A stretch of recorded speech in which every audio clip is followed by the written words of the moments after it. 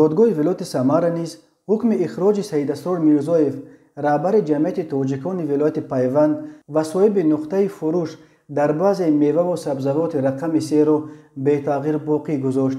دادگاه نهایی سویته شهر سمر روز 23 دکامبر قرار برآورده بود که سید اسرار میرزایف با جرم ویران کردن قاعده های بود و باش از قلمرو روسیه بیرون کرده شود. الکساندر پاولوف ادوکات میرزایف گفت موکل او هنوز سال 1993 شهروندی روسیه را به دست آورده است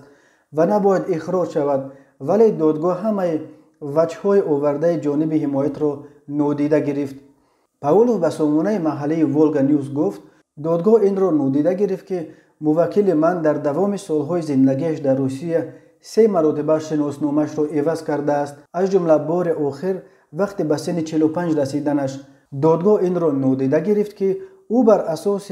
این شناسنامه‌ها شهادتنامه رانندگی گرفت، ازدواج کرد، ولی دادگاه کورکورانه فقط به گپ پلیس باور کرد. پاولوف گفت که آنها از قرار دادگاه ولایتی به دادگاه کاساسیونی شکایت خواهند برد،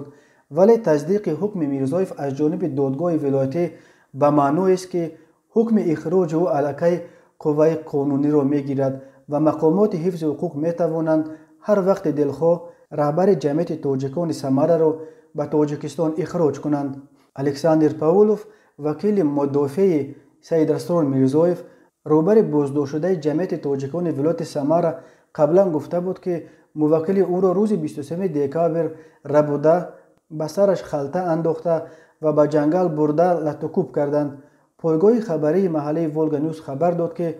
در دادگاه برای معاین کردن شخصیت ویران کننده قانون سندهای ریاست مبارزه با جنایت‌های متشکلانه اوباپ وزارت کارهای داخلی تاجیکستان استفاده شده است. این نشریه می‌افزاید که قرار اخراج میرزایف با دلیل ضرورت تامین امنیت دولت و ترتیبات جمعیتی اساسناک کرده شده است، اما داوودجان میرزایف برادر سید اسرار میرزایف بازداشت او را کار یک دسته گروه از تاجیکان منفعتخواه